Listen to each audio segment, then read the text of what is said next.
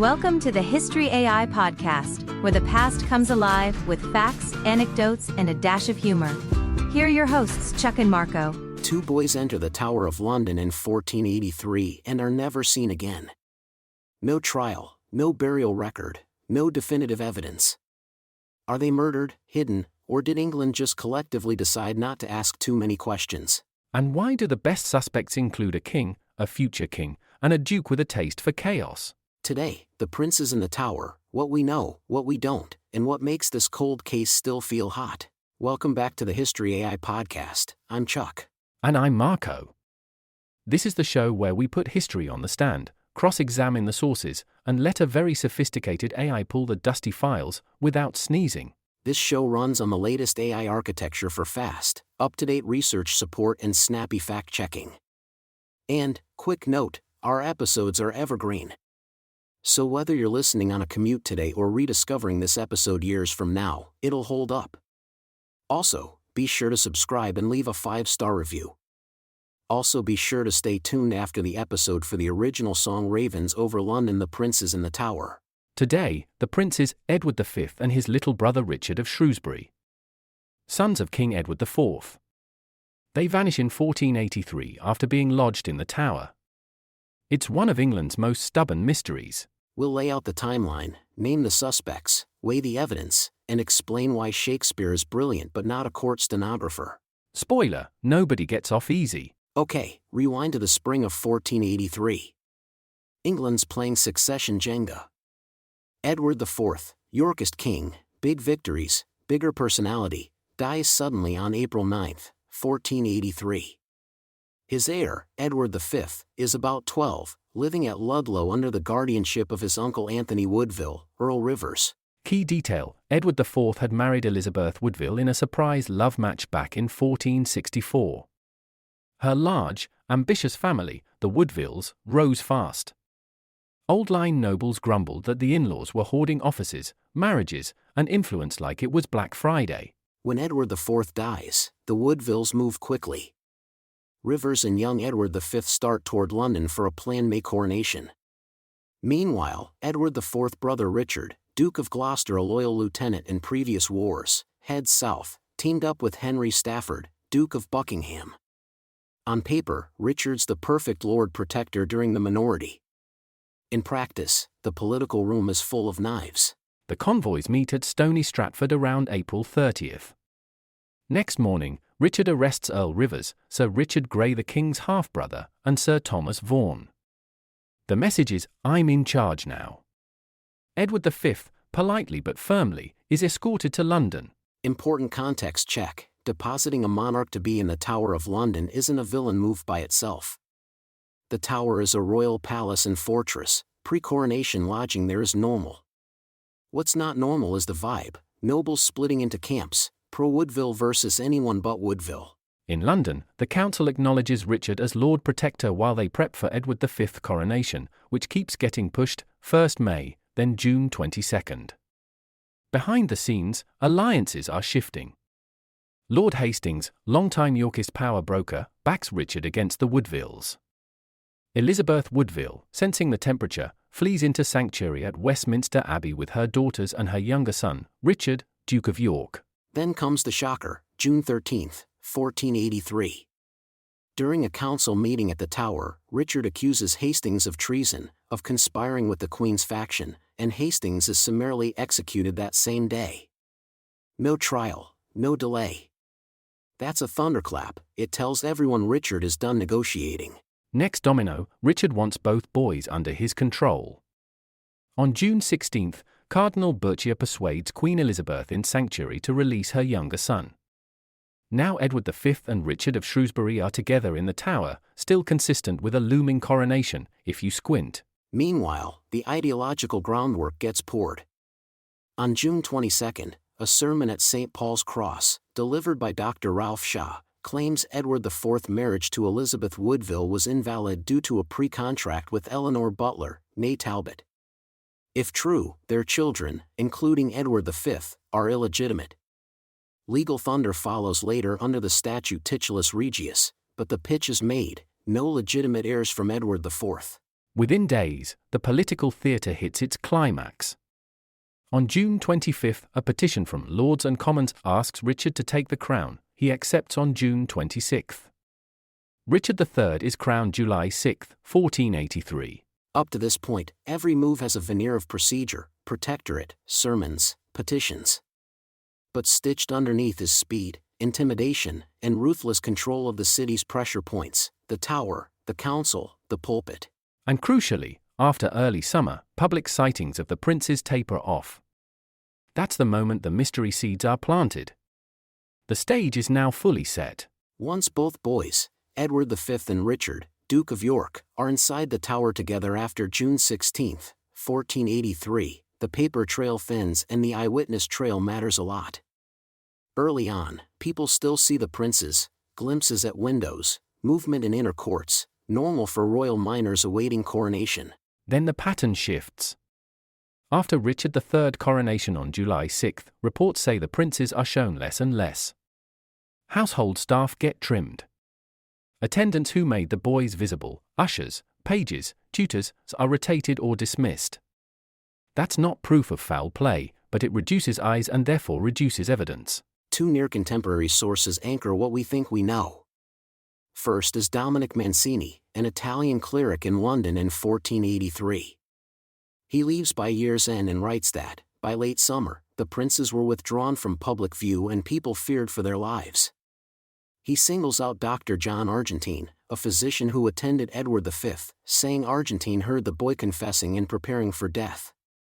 It's second-hand, but it's close in time.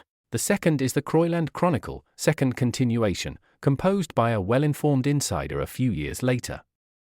It's careful, almost lawyerly, but the gist matches. After the summer, no public appearances, the rumour mill says the worst has happened. Croyland doesn't say how or by whom, just that absence hardens into dread. Inside the Tower, custody changes matter. Sir Robert Brackenbury, a loyalist of Richard III, serves as the lieutenant of the Tower, controlling access, keys, and guards. If you're looking for a gatekeeper who could restrict visibility, that's your man. We don't have a ledger that says, moved princes to X room on Y date, but we do have a power structure that concentrates control in Richard's hands through Brackenbury. Outside the walls, politics react. In October 1483, Buckingham's rebellion launches. Early planning among some conspirators likely imagined restoring Edward V. By the time the rising breaks, messaging drifts toward Henry Tudor and a plan for him to marry Elizabeth of York, a pivot that makes sense only if people believe the princes are already dead or unreachable. That shift is indirect evidence of what the political class believed. What about official statements? None. No proclamation of illness, no public funeral, no royal mourning orders. In a court that recorded ceremonies obsessively, that silence is deafening.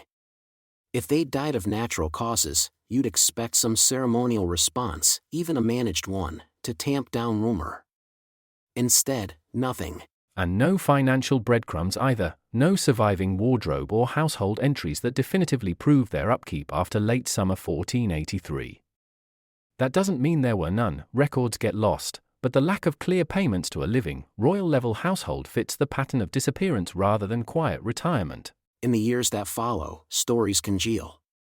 Sir Thomas More later writes a vivid account. Sir James Tyrrell receives orders, gains the keys, and two men suffocate the boys, burying them under a tower stair.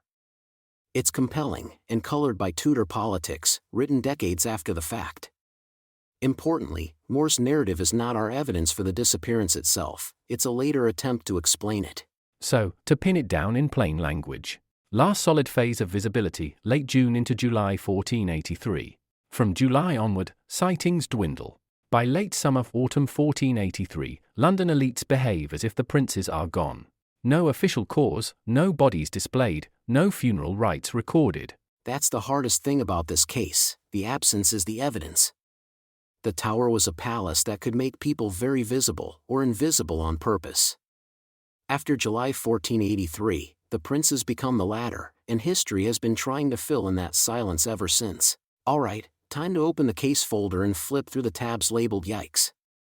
We'll go suspect by suspect, and for each one we'll ask three things: motive, why do it, means, Could they do it? Opportunity, when could they have done it? Then we'll stress test the story. Plus a quick reminder, what we have is a fog of near-contemporary reports, later chronicles, and a lot of silence. This is a probability game, not a Perry Mason confession. Suspect number 1, Richard III. That's the headline suspect, Richard, Duke of Gloucester, who becomes Richard III. Motive, crystal. 2 living princes are magnets for rebellion. Even after Parliament later passes Titulus Regius, early 1484, declaring the boys illegitimate, a child with York blood can still be a rallying flag. Means, total. As Protector and then King, Richard controls the Tower of London, the Guard, and the city's security apparatus through men like Sir Robert Brackenbury, the Lieutenant of the Tower. Opportunity, the tight window is July to early autumn 1483. Public sightings fade after Richard's July 6 coronation. Richard goes on royal progress in late July and August, which cuts both ways. He's away from London, but his authority is not. Now the evidence people cite. The big narrative comes later from Sir Thomas More. He says Richard ordered Sir James Tyrrell to arrange the murders. 2 underlings, often named John Dighton and Miles Forrest, suffocated the boys and buried them under a stair, later moving the bodies. It's detailed, dramatic, and written decades after, under Tudor rule, where making Richard look villainous is career safe. Counterpoint, if Richard had them killed, why not show the bodies and end the rumors? The comeback is, displaying murdered children could backfire spectacularly. A ruler might prefer plausible deniability, no princes, no proof. Behavioral clues matter. After the boys disappear from view, Buckingham's rebellion erupts in October 1483. If Richard's goal was stability, it didn't work. But that doesn't mean he didn't try. Stress test, Richard is the only person who checks all 3 boxes cleanly, motive, means, opportunity, without needing a Rube Goldberg subplot. Suspect number 2, Henry Stafford, Duke of Buckingham, the human weather vane. Ally of Richard, then rebel against Richard, executed November 2, 1483 after his uprising fails. Motive, ambition plus proximity. If the princes vanish, the succession board opens. Buckingham might imagine himself kingmaker, or king. Means, partial. He's in Richard's inner circle during the takeover, he helps neutralize the Woodvilles, he has access to power. But the crucial question is Tower access. Day-to-day keys sit with Brackenbury, not Buckingham.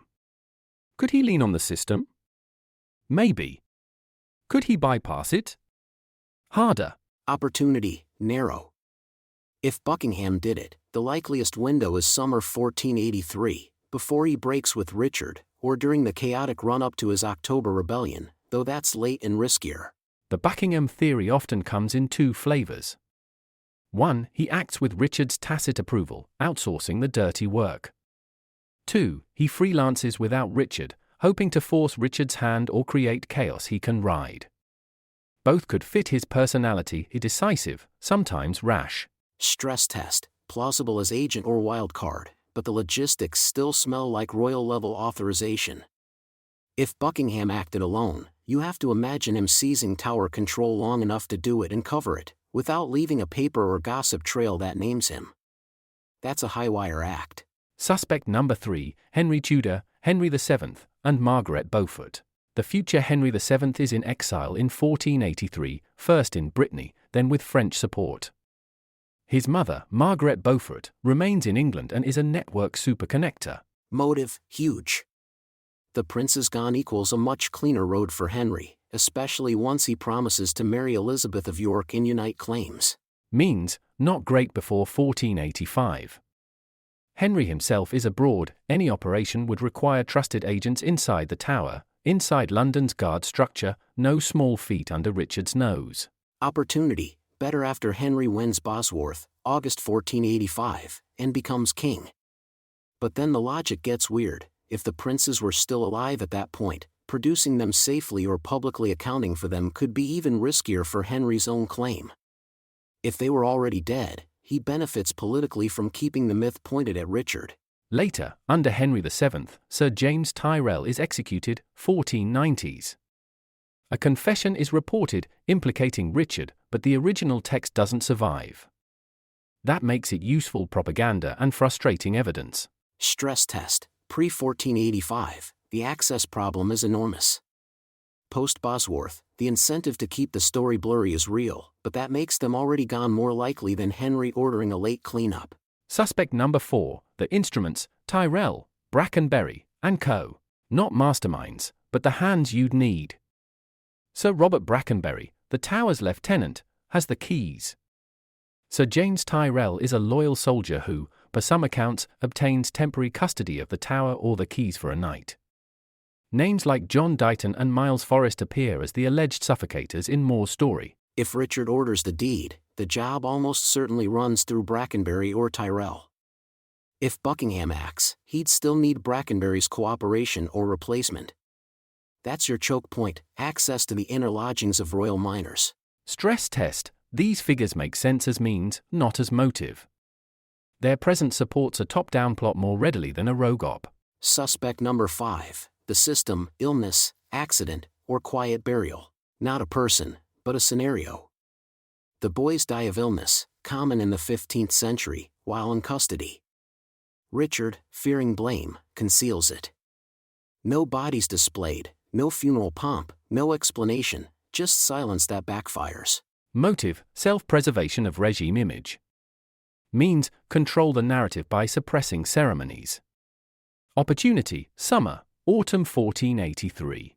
Stress test. It explains the silence, but it requires Richard to make the worst PR choice available, hiding a natural death and birthing a permanent rumor machine. Possible, not elegant. Suspect number 6, survival stories. The romantic option, at least one prince escapes. Later, Perkin Warbeck claims to be Richard, Duke of York, and gathers serious backing abroad before Henry VII crushes the bid. Motive, for co-conspirators keep a Yorkist heir alive as a future bargaining chip. Means, smuggle a child out of the most watched fortress in England, extremely hard unless an insider flips. Stress test, it's the hardest to pull off quietly and keep quiet. The later Pretender wave suggests demand for such a story, not proof of it. Where the needles point. If you force us to place chips, the highest probability is Richard III either ordering or authorizing the removal of the princes, likely through Brackenbury and/or Tyrrell, during the July-autumn 1483 window. Buckingham remains a strong secondary, as catalyst, helper, or rogue, with the caveat that Tower access still runs through royal authority. Henry VII or Beaufort before 1485? Low odds due to access. After 1485, the politics of silence fit a world where the boys are already gone and the winner has zero incentive to exhume truth that could complicate his crown. Bottom line for a court of history verdict, not proven. But if you're mapping motive plus means plus opportunity, the straightest line still runs to Richard III, not because he's Shakespeare's villain, but because his power intersects the window when the princes simply stop being seen. Alright, let's talk evidence, the stuff you can actually point to, poke at, and then argue about for 3 hours over lukewarm ale. Starting with the most cinematic piece, the bones in the Tower. In 1674, workmen demolishing a staircase in the White Tower reportedly find a pit with the remains of 2 youngsters. Big gasp, lots of pointing, and King Charles II orders the bones placed in a little urn and interred in Westminster Abbey, in the Henry VII Lady Chapel. There's even an inscription that basically says, "Yep, these are the princes," which, to be clear, is a claim, not a lab result. Fast forward to 1933. The Abbey opens the urn and a small team, Lawrence Tanner from the Abbey, Professor William Wright, and Dr. George Northcroft, examines the contents. Their verdict? The bones could belong to 2 children about the right ages. But, and this is important, they couldn't determine cause of death, and they couldn't prove identity. The remains were jumbled, mixed with animal bones, and not in pristine archaeological context. It's less CSI finale, more box of puzzle pieces with half the picture missing. Could we solve it today with DNA and radiocarbon dating? Maybe. But you'd need permission from the Abbey to reopen the urn, and possibly permission to test other royal remains for comparison, like Edward IV or Elizabeth Woodville at St. George's Chapel, Windsor. That means multiple authorities and a lot of ethical and custodial hurdles. Even the DNA is tricky. Remember the Richard III project? His mtDNA matched female line descendants, but his Y chromosome didn't match some supposed Plantagenet lines, suggesting a historical break in the male line somewhere. Translation: the simple match the princes to Richard III Y DNA isn't a slam dunk. Autosomal DNA could help, but you'd still need clean, comparative samples. So the bones are a maybe. What about paper evidence? Two near-contemporary voices matter most. First, Dominic Mancini, an Italian observer in London in 1483. He writes soon after leaving England that by late summer the princes were withdrawn from view and people feared the worst. He name-drops Dr. John Argentine, who supposedly heard Edward V confessing and preparing for death. It's second-hand, but close in time and very sober in tone. Then there's the Croyland Chronicle, written by someone with good connections inside the political class, probably in the mid-1480s. Croyland is careful, no sensational detail, just the core fact that after the summer of 1483 the princes aren't seen, and rumour hardens into a belief that they're gone. It's like the chronicle equivalent of a raised eyebrow. Later writers crank up the detail. Sir Thomas More, around 1513, gives the most famous narrative. Richard III supposedly orders Sir James Tyrrell to arrange the murders. John Dighton and Miles Forrest smother the boys. The bodies are tucked under a stair, then moved. It's vivid, it's memorable, and it's decades later under Tudor rule. That doesn't make it false, but it does put a political thumb on the scale. Polydore Virgil, also writing under Tudors, reinforces the idea that Richard bears responsibility, again without court records or a murder weapon on a velvet cushion. Speaking of records, historians went hunting for household accounts, the receipts and payroll scribbles that bureaucracies can't help generating.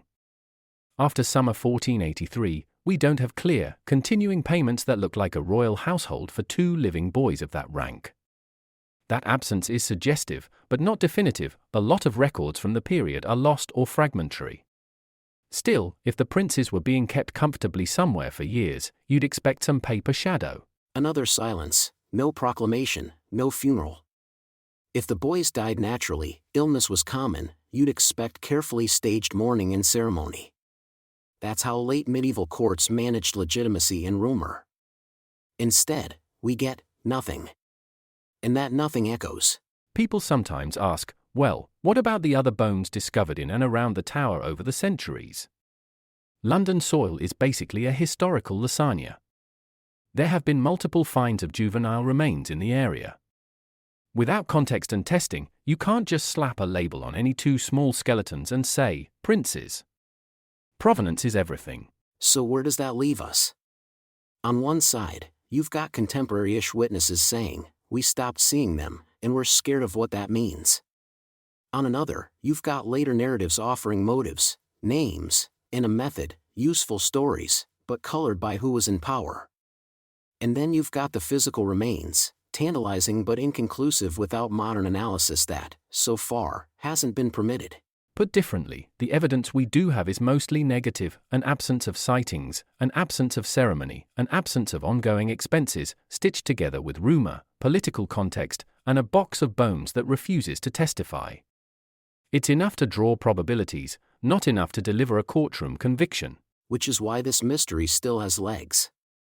The receipts that would end the argument either never existed, were destroyed, or are sitting somewhere behind a wall we haven't knocked down yet.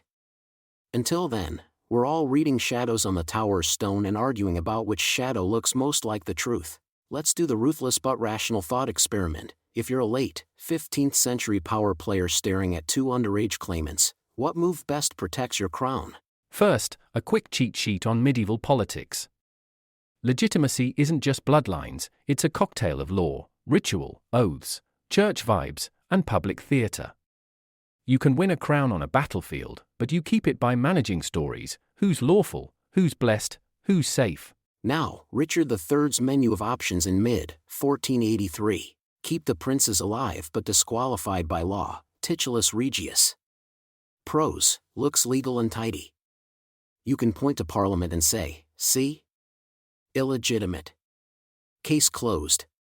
Cons: living child princes are magnets for rebellions and foreign plots. They need households, guards, tutors, paper trails and witnesses. One sympathetic jailer, one daring rescue, and your regime is toast. Exile them, ship them quietly to Burgundy or elsewhere. Pros, out of your immediate hair. Cons, they become hostages to fortune. A foreign court can parade a prince whenever it wants leverage. You've handed your enemies a living banner. Eliminate them in secret and never acknowledge it. Pros, removes the rallying point. No funeral, no relics, no graves to weep over. Cons, a permanent rumor machine. Killing royal children is the kind of moral stain that makes oaths go wobbly and sermons get spicy. The pattern we actually see after summer 1483, no public sightings, no funeral, no tidy exile rumor, is most consistent with option 3. Not proven, but the behavior matches, tighten access, reduce witnesses, never produce a body. Richard's follow-up politics read like someone shoring up legitimacy after a hard choice. He pushes a legal narrative, sermon at St. Paul's Cross and then Titulus Regius, to redefine the boys as non-heirs. He does a highly visible royal progress to court the shires. His 1484 Parliament sprinkles popular measures, reforming aspects of law and trade. That's all win hearts and minds governance. And yet the street-level barometer, Buckingham's rebellion in October 1483, spikes. That rising is crucial politically. Some conspirators initially talk like they'll restore Edward V, and very quickly the message pivots to Henry Tudor, with a plan for him to marry Elizabeth of York. That pivot screams, we think the princes are dead or unreachable. Rebellions sell what people might buy. If the boys were alive and retrievable, that would have been the headline. What about Buckingham himself as mastermind? Politically, he's the classic overmighty magnate, huge regional power, sudden ambition. He could plausibly act as agent or freelancer, hoping to force events and make himself kingmaker. But here's the choke point: Tower access sits with royal officers like Sir Robert Brackenbury.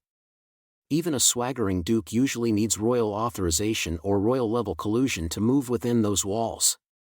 That pushes the politics back toward Richard's circle, whether directing or condoning. Flip the board, Henry Tudor and Margaret Beaufort. Pre-1485, their politics are network and narrative, letters, oaths, French help, not keys to the Tower.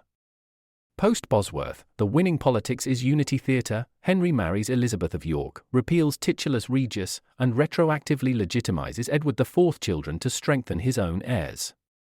If the princes had been alive then, acknowledging them would explode his claim. So his best play is to keep the story blurry and let Richard own the blame. The church piece matters too. Publicly displaying murdered child princes risks turning them into martyrs, bad optics in an age where sermons shape politics. If Richard was responsible, silence protects him from both theology, God hates tyrants, and PR, behold the child killer. If someone else acted, Richard's silence might be reluctant. He inherits the mess and can't fix it without blowing up his own legitimacy story. Add a destabilizer. In 1484, Richard's only legitimate son, Edward of Middleham, dies. From a politics perspective, that's a gut punch. A king without a clear heir looks vulnerable. Nervous nobles start gaming contingencies. If the princes were alive somewhere, that moment would have been irresistible for plotters. Nothing surfaces. Politically, that absence again points to no living princes to rally around. Foreign policy also nudges the probabilities. France and Brittany eventually back Henry Tudor. If even one prince were verifiably alive, a savvy foreign court would shove him to the front of the anti-Ricardian parade. Instead, the export-ready product is Tudor plus Elizabeth of York equals national healing. That's the politics of a vacuum where the boys used to be. So where do the incentives land? For Richard, the cold arithmetic says, living princes equals chronic instability. The least bad path, if you're genuinely ruthless, is removal plus silence plus legality theatre. For Buckingham, the best play is chaos he can ride. He still needs royal mechanisms to touch the Tower. For Henry VII, the winning script after 1485 is unity and amnesia. Marry York, bury the paperwork, let Richard shoulder the vilification. None of that is courtroom proof. But politics is a behavioral science. You infer decisions from the trail they leave.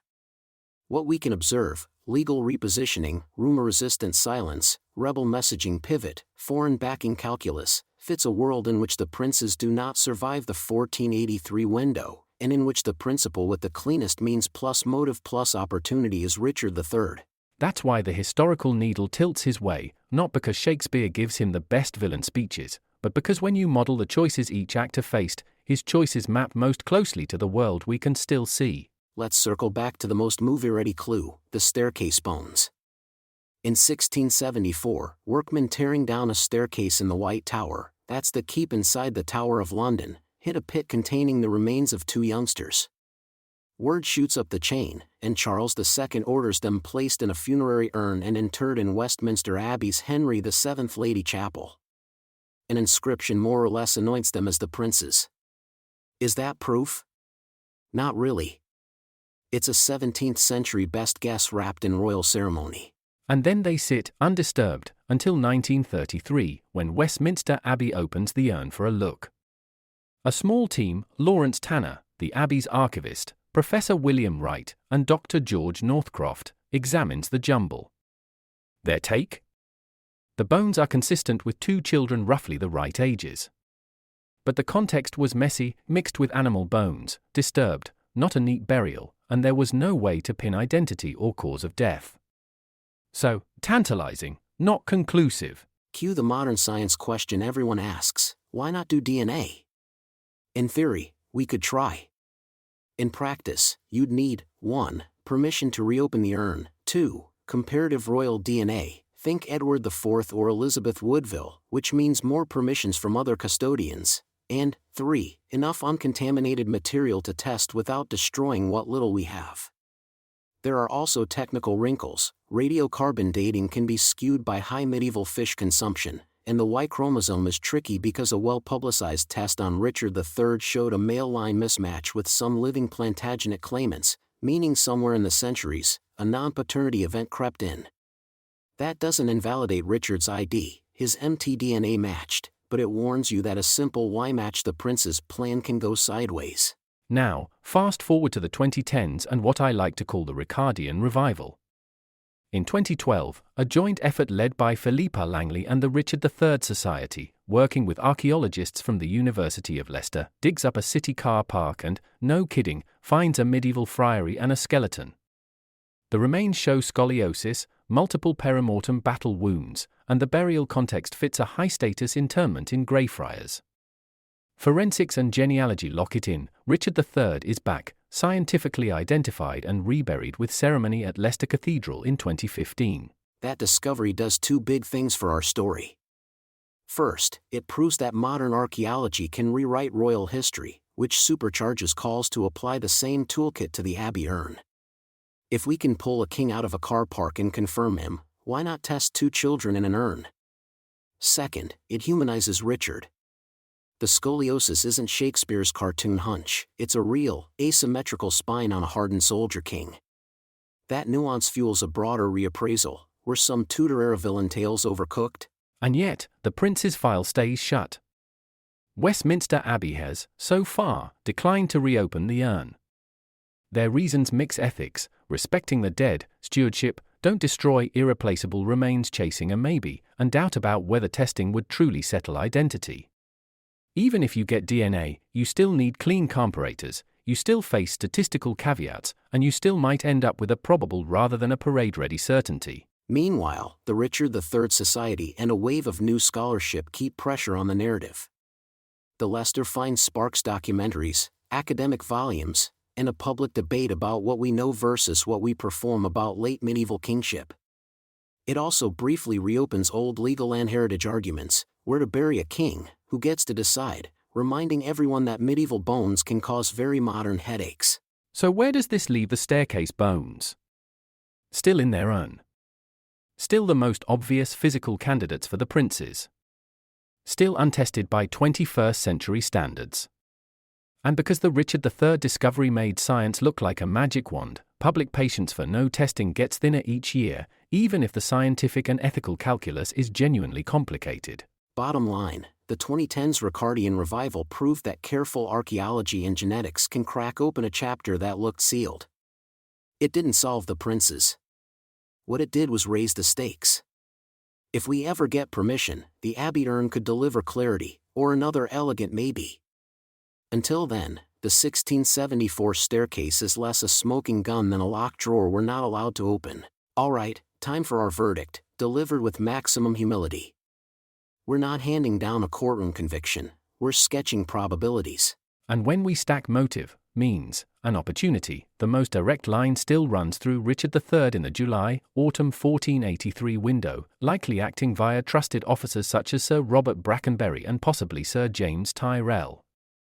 The pattern fits, the boy's visibility collapses after July, there's no credible exile rumor, and there's none of the ceremonial footprint you'd expect if they died naturally.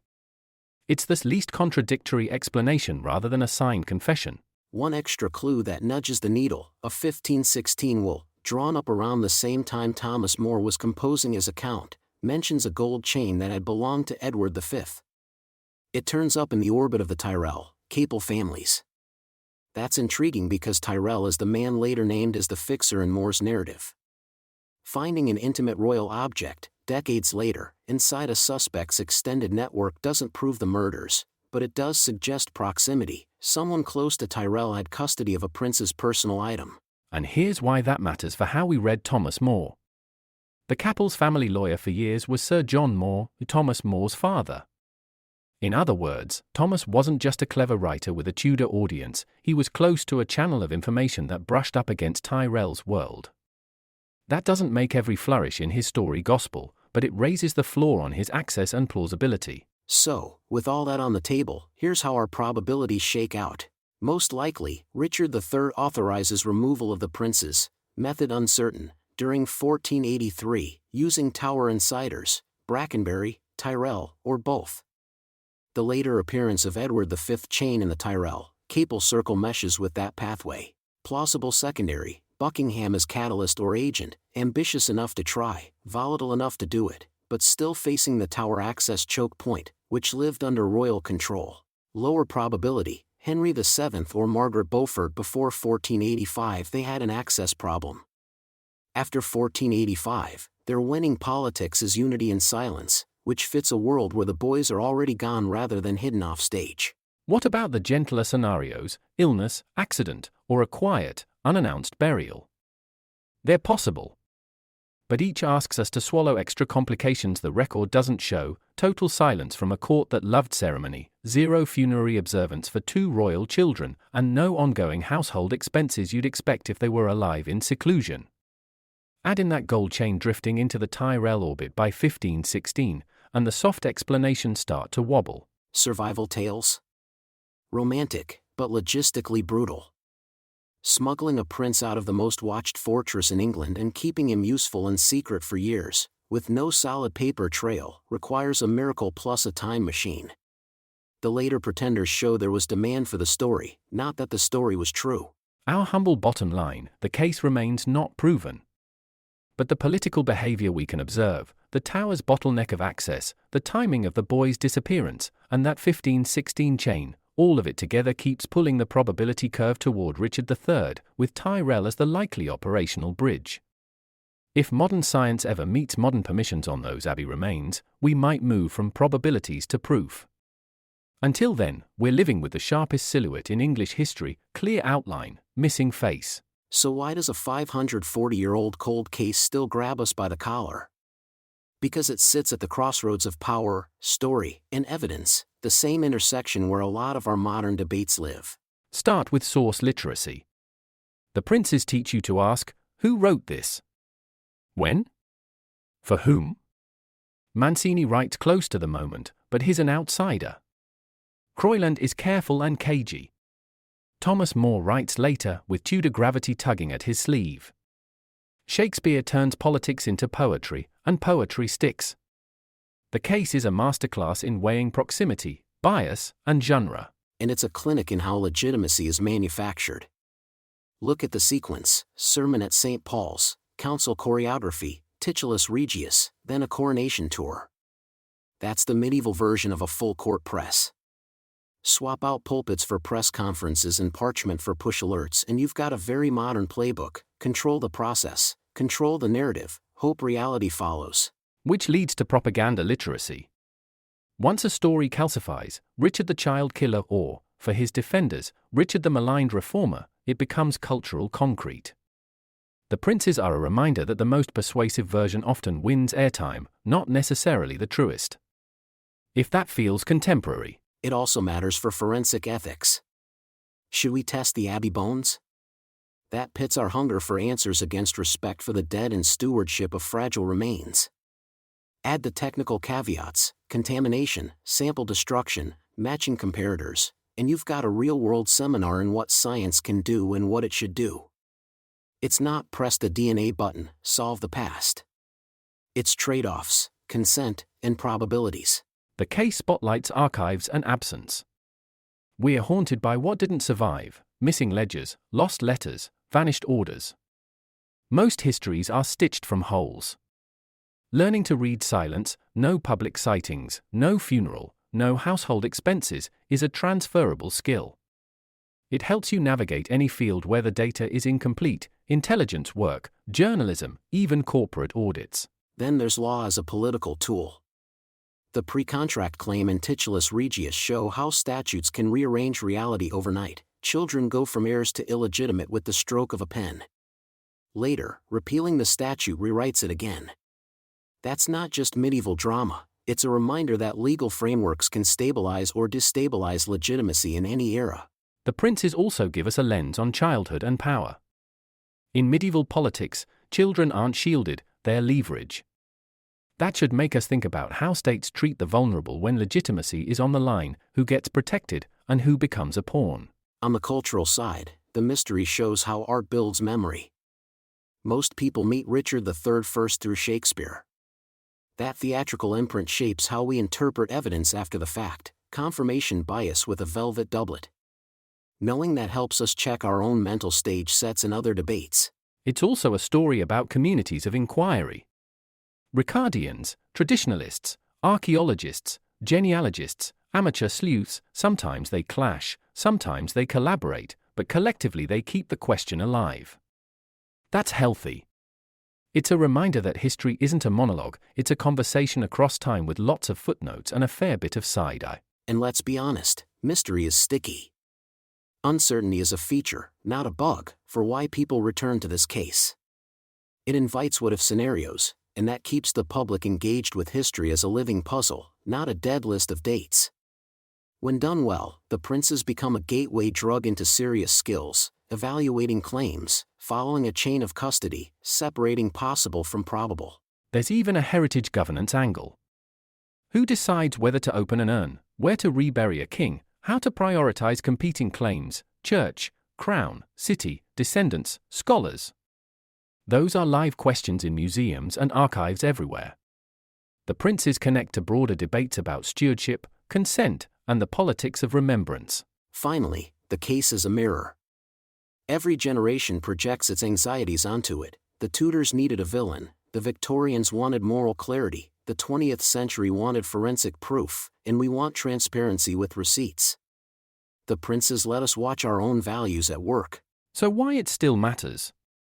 Because it trains muscles we need now: skepticism without cynicism, curiosity with guardrails, empathy for people trapped in systems bigger than themselves, and humility about what we can actually know. The tower's stones won't talk.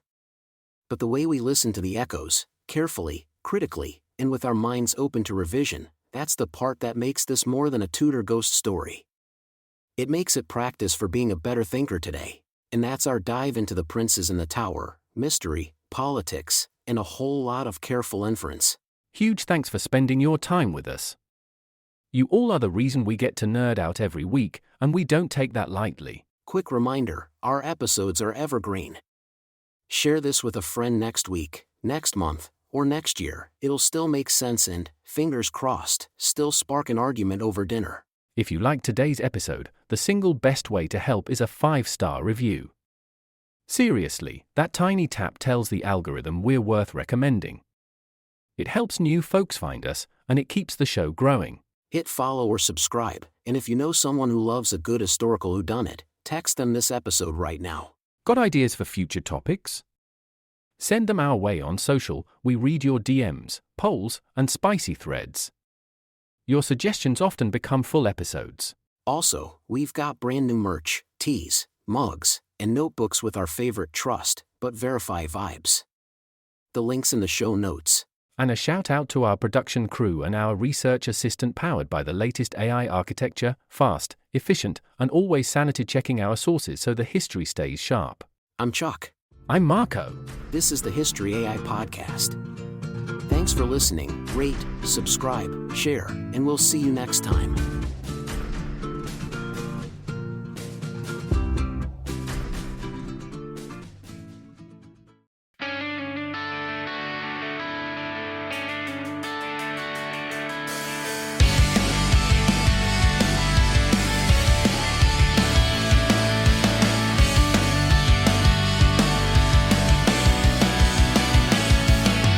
Fog on the river, boots on the stones, rumor at speed. Paper crowns sinking, tower lights blink, nobody speaks. Ravens on railings, keys in a fist, hold and release. Uncles ring glitters, the council just calls it peace. If truth has a hallway, someone jam the door. All that's left is echoes spilling on the floor. Who killed the lights in the tower? Tell me. Who turned midnight into a locked stairwell? Tell me. Every echo writes a different killer. Every crown fits a different skull. We don't know, so we sing it louder. 'Cause silence always takes its toll. Names trade places, pages get trimmed, stories get sold. Cold steps quiet, count to 10, don't breathe, don't fold. History's teeth grind, I taste the iron in dust.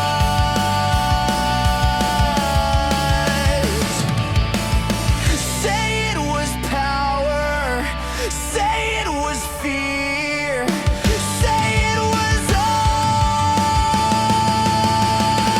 us. No verdict, just a vow to keep the lights on for the lost. Raise your voice like a lantern, cut the blackout, pay the cost. If